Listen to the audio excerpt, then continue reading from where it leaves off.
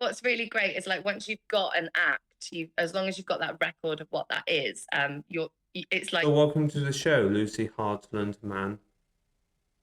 thank you. Yeah, thanks for coming. So what is it about dancing that's made you stick with it for so long? Yeah, that's a really good question, actually, because I think when I was growing up, I did dip in and out a lot. And then I think it was a scholarship offer that I got to train in Liverpool that sort of made me think a little bit more seriously about it as a career.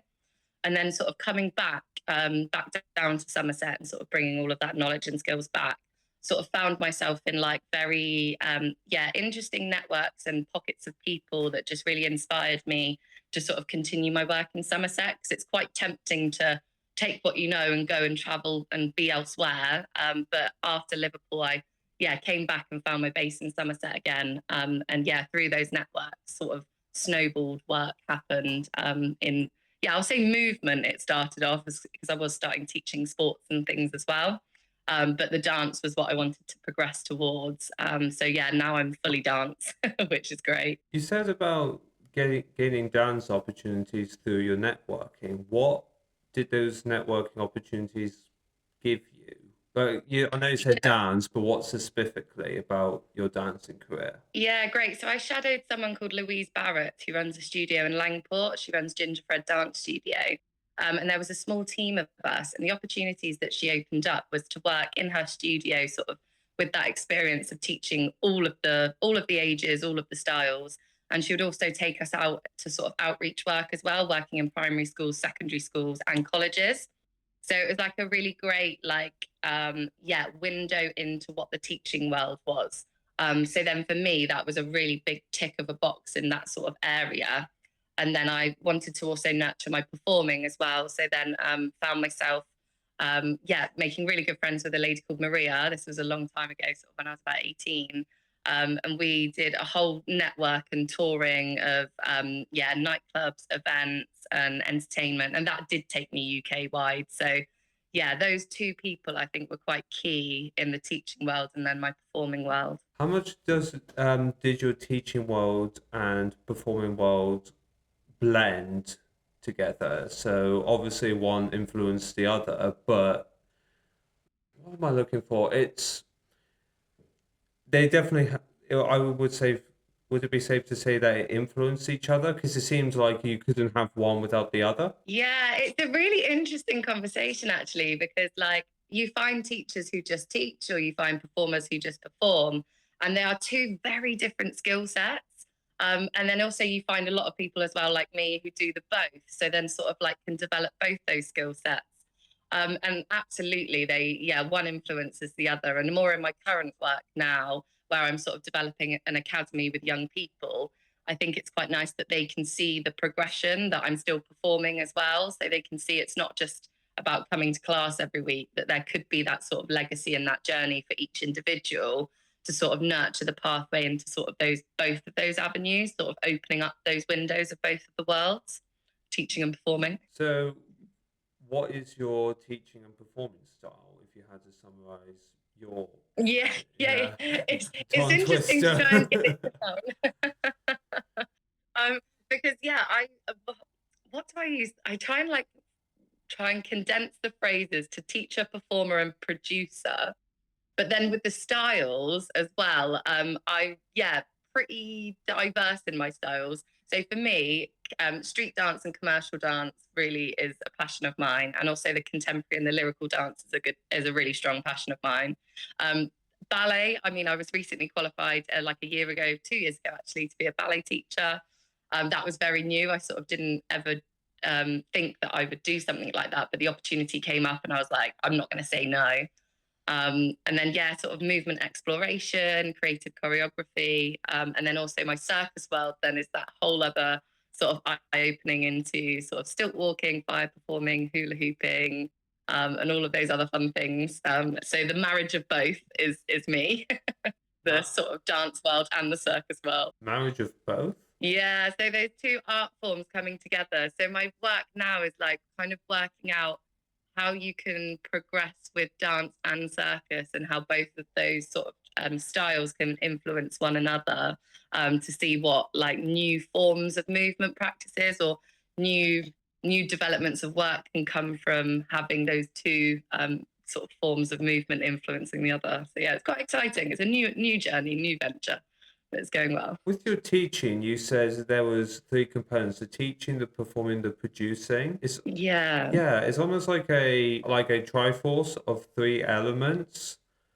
How do each of those elements influence your teaching style then? Yeah. So I think it gives that like really broad skill set of like the producer role is yeah, like having to coordinate large groups of people, creating works, creating performances.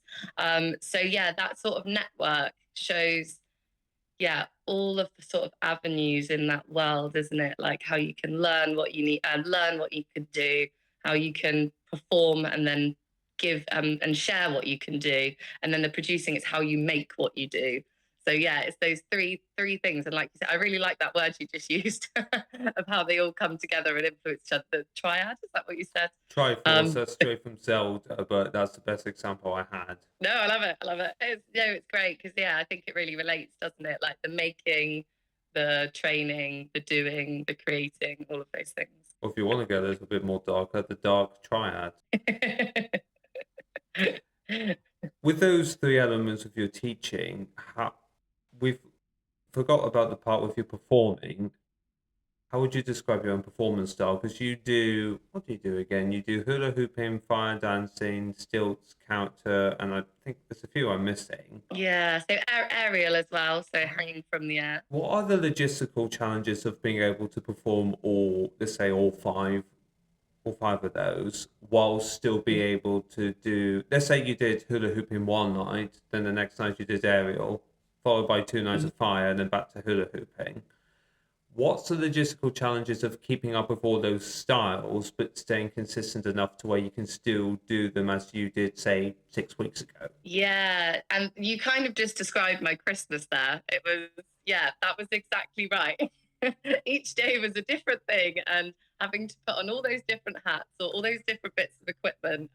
So yeah, I mean, logistically, luckily I have a very big car, so that's just got to be said. I mean, I would love a van, and a van will be next on my list, but I had to get an estate car to be able to put all the things inside. No people can fit in the car, just me and all my stuff. So that's the first logistical nightmare. But no, I mean, in terms of training, like I think, especially now, like I'm 30, I turned 30 like last year. So for me, I've really noticed that the warming up and cooling down, whatever I do, is actually really, really important. And that sort of like self-care of the body, because obviously your body is your tool. And if you're performing and using all that energy in different ways, I mean, if you're stilt walking, that's very like legs. If you're hula hooping, that's very core and arms perhaps. Aerial, very upper body strength. So to be able to sort of like create a like fitness program that suits you and your needs, and really like streamline your training and nurturing as well, making sure that there's downtime and rest, to be able to sort of like do all the different things. But I guess also like with so many years of training, you're sort of picking up skills all the time. So yeah, you might find yourself at a festival and you learn a new trick, and then you come home from that festival and you're working out how to put that into your shows. So it is a continual process of development, I would say. How would you effectively develop each of your dance routines then? Because that's a lot of plates you've got to spin. Yeah, that's right. And like what's really great is like once you've got an act, you as long as you've got that record of what that is, it's like your muscle memory starts to embed it. So it can sort of not be so much in the brain. So yeah, the more you do those things with your body and train that act, then you can sort of like you can kind of leave it in a box and come back to it because you've kind of made that thing, and that thing will always be yours. But it does always include like continual inspiration as well. So whenever I'm not working, I do always try and like see different shows, even if it's not even dance or circus, even if it's like something still within the arts but a different medium, just because inspiration can sort of come from anywhere to sort of keep the ideas flowing as well. That can sound quite a time crunch. Would you agree with me? Because you've got to do all this, and then you've got to make sure you're getting inspiration to keep it fresh and original. It's kind of like the life of an artist, where they can just go to the cinema and claim it as part of the artistic lifestyle because I need to other people's artwork and inspiration to inspire my piece of work. Yeah, exactly that. And I think like also keeping doors and windows open, like saying yes to see what happens and taking those opportunities to see, different avenues it can take you. Because, I mean, it's a little bit like a river, I guess. You're kind of like floating along the river and then you can see where you can divert off and come back. And you kind of know that the journey's always, or you have your North Star to sort of know the direction you're going. And you can kind of carefully then curate sort of your river, I guess, as you decide where you want your work to take you. But you're right, it's a life of an artist. Absolutely. Which of your dancing styles is your favorite and why? So I think it would be, I think at the moment, I'm going to say at the moment because it can change, but at the moment I'd say street dance. I think, I'm doing a lot more of it in Taunton at the brew house. We've developed like more adult classes as well. So now I'm sort of like teaching all the ages street dance. I really enjoy that style. Very upbeat, very fun. I get to be silly Lucy. I can do it standing on my head as well. So it's just something that is so nurtured in me that I can do it without thinking about it usually. You mentioned about adult classes with street dancing. Why would you go out of your way to make dances? Is that to fuel the teaching side of your career or who you are, or is that just more something you want to do for fun? So working with the brew house, it's supporting their community classes. So it's sort of opening up the opportunities for people who want to participate. So people who are looking for like something to take them out for an evening rather than sitting in for the evening. So it's definitely for the community. The reason for doing it. And actually, it's only really been running for 3 weeks because it was very new since January. But we've already sort of got like good numbers. So it should continue. So if there are any street dancers or kitchen dancers who want to leave their house and come and dance in a studio, then that's always an option. We had some kitchen dancers last week and they were very honest. They were like, I dance at home, but I don't dance at the house. So I made it here. That's step number one. Step number 2, dance on stage. Hey. Speaking of dancing on stage, you go by a street name, Lula May. Where did that come from? Yeah, so it was at a time in my life where I was trying to like diversify my work, but create the identities to my work, which was quite an interesting one. So I was born in the month of May, so that was a bit of a given. And the Lula part was just sort of like a bit of a spin-off of Lucy, just to create like that identity. So if a festival wanted to book me, rather than putting Lucy Hartland-Mann on a program, they would then have like an alternative. I guess you could also call it a bit of an alter ego in a way, because obviously you are a performer. So when you're on stage, you are yourself, but you are also performing and putting on that like character in a way.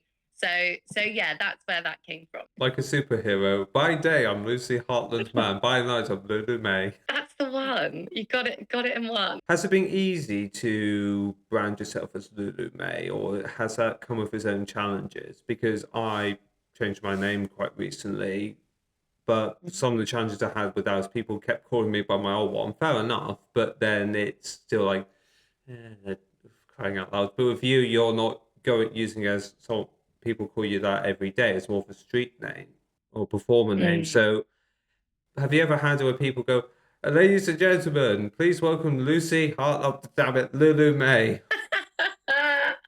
I mean, there are variations that come up, of course. I think I don't mind though. If it's Lucy, it's Lucy. If it's Lula May, it's Lula May. It just gives the clients something to promote that isn't me as a person and like my personal world, if you know what I mean. So it kind of is that like professional, outward facing given. But I've probably had my name said wrong a few times. But That's okay, Lucy or Lula. Whatever happens, happens. In private, you told me that you completed Somerset Council's business startup course, was it? Yeah, that's right. So I took on a bit of a challenge of doing a degree at 29. So coming out of COVID, I started it a little bit late. So I was like, oh, still sort of in the COVID bubble for an extra 3 years doing online learning when the whole world had opened up. But in my second year going into third year, I applied for, the Somerset Council Startup Business course, and was accepted with my academy branch. So I was able to develop that for 6 months with a mentor, get all of those business plans and, all of those important things done. But it also, led to being introduced to the Southwest Enterprise Fund, which is a fund which can support startups as well if anyone's looking for funding. So that's another thing to just plug there. But yeah, it was great to sort of network in those different worlds in more like of a business environment as opposed to like an arts world, because you're sort of in there with lots of businesses, like the whole array of businesses. So it was nice to sort of like refresh all of those like marketing tips, all of those things which come with like finance, your North Star, where you think you're going. So yeah, it was like quite a grounding time just to sort of like really vision like where it is, well, where are you now? Where do you want to be? And this academy, what do you want this academy to be? Why are you setting up these classes that you're doing? Who's it for? What do you like? What do they want to get out of it? I mean, the academy actually was quite funny enough. It was born from the kids, and this is what I started with. I was working in a school, and I had sort of like young people just tugging on my shirt, like, "Can you just do more, Miss Hartland-Mann?" I was Miss Hartland-Mann back then. So yeah, and it was actually ideas from them that sort of made me go, okay, there's people and they want more in Taunton. So let's listen, let's see what can happen, apply for this course. And it was like a really interesting, like sort of time of finishing a degree, startup business course, listening to the young people in the communities, and trying to put some stuff on for them. Did the business course influence your company Fusion? Is it Fusion X? So it was, yeah. So yeah. It was totally Fusion X, and that was for a while. And that, I took a rebrand through that course and thought my Fusion X was quite what it was set up for was to sort of target the nightlife industry. And it was so successful, especially in the Southwest for a very long period of time. Obviously, COVID affected nightlife. That's fair to say. So this rebrand was more to open it up into or open up the company into more worlds rather than it just be entertainment and nightlife specific. So that's where FusionDanceCircus sort of did this, which then lent it to having you can book a performer and you can book performers through FusionDanceCircus, and then there's FusionDanceCircus Academy where people can come and train with us and learn what we do. Sweet. So, what are your future plans for your dancing career? Because it seems that at the moment, you're happy with the performing, you're happy with the teaching, you're happy with your business, but are you looking to stretch out into other areas in the industry, or are you going to keep it local to Taunton? So it's an interesting time. I am really enjoying being local to Taunton at the moment because for a long period of my life I was traveling all over the country. Did a few abroad jobs as well. Was always traveling, and it was very very busy and didn't always have a lot of sleep. So now I am more based in Taunton. I am really interested in developing sort of work in the local area. Or in the Southwest, but still being open to working UK wide because I've still got networks of my teams who are all over spread all over the country. So it is possible to book a performer anywhere, but it's also a more interest of mine to think about nurturing what's local. And the new thing that's come through is Mambo and Taunton have booked regular entertainment every Saturdays as of last weekend. So Lucy is staying local. It's great. Don't have to go too far, just 5 minutes down the road. Hello there. Yeah, right. I do want to ask about that, about the logistical challenges of a traveling dancer, because I had to stop for a few reasons, but I used to meet up with a guy weekly who would treat my back, and he said to me, he used to do, I think it was sales. He used to do sales, but he would have to travel. He was based in London, but he had to travel all over the country, and he said to me, well, not only are you half tired, you're half exhausted, but in his case, he was overweight because he was essentially eating whilst traveling. And you see that quite a bit with lorry drivers in the UK where, yeah, they're overweight, but half the time they're getting their like lunch, breakfast, lunch, dinner from the local convenience store because, let's be honest, they're not going to take a full-blown oven in the cabin. So what what was it been like for you? Because it's not just to travel, you've also got to perform and travel somewhere else, and it could have been different each time. Yeah, preparation is key. Like really key. Like taking myself back to like probably the busiest time of my life. I would be Monday to Friday working in, say, one school in the morning, doing exactly that, driving and eating lunch at the same time to work in another school in the afternoon, then driving to a venue in the evening, performing in the evening, maybe even squeezing in two venues in the evening if the times really worked, and then sort of doing it all over again. So, yeah, preparation is key. And I think like having a little bit of an OCD mentality kind of helps, keeping everything in order and keeping everything in check. Yeah, so yeah, it's been good though, but yeah, 100% gotta prepare for it. I'm sorry, OCD mentality? Like having all, I like the phrase having all your ducks in a line or having all your ducks in a row. So yeah, like just making sure like this is your Monday, this is your Tuesday, this is your Wednesday, and even if you could just plan 3 days, like always like that planning in advance. Making sure that you've got everything that you need, and not getting to a day and then being like, oh, because you might not have the time to problem solve things on the day. So yeah, having a good prep day is always needed. What advice would you give to someone who's looking to become a dancer? Like you said with the prep, you've obviously got to prepare your dancers beforehand, but is there anything else you would say to people? So you would go to them and say, "Hey, how have you considered this?" Yeah, so looking at obviously the training is quite important because there's so many places you can train to do well, especially dance. There's less places obviously to train for circus, but there are still lots of options for to train in circus. So I think experiencing them all, like trying things, seeing what works for you, seeing what doesn't work for you, like also understanding like everyone is different. So like the journey that I had was might have been great for me, but if someone wanted to be working on the West End, that's not my goal. Or that wasn't my goal, and that's not where I've ended up. So that person would need to do something very different to how I've trained. So I think finding your mentors, or finding mentors in the industry are really important and really key as well. Like ones that you're aspiring, almost like aspiring to be, but who are in the job roles that you would like, or in the ones that or even if you're not sure what you're interested in, just keeping all those windows and doors open. I was very much like a person who would just say yes to everything. And there was one time which really stood out for me. I was at Bridgewater College, good old Bridgewater, and we got all the students got invited to work on a dance project which was going to be taken to Twickenham Stadium, and it was essentially giving up your half term for free, which is what it was. But I was the only person who said yes out of like 2 year groups that got invited. And from there, I performed with like Pixie Lot, Foxes, Tiger Drew Honey. And I performed in like London Stadium, Twickenham Stadium, Wembley Stadium, and got all of this network of work just from giving up one half term week. And that was it. And then actually so much paid work came out of it. And it just goes to show like, yeah, saying yes to something, even if you're not quite sure what you're getting into, you kind of don't know where it's going to go.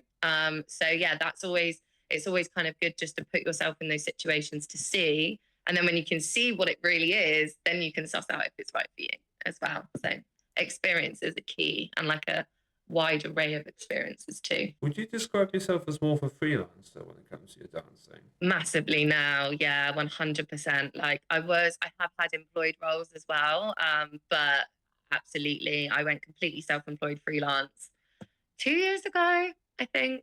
Yeah, probably coming up 2 years ago after I left my like last employed role, maybe a year ago actually.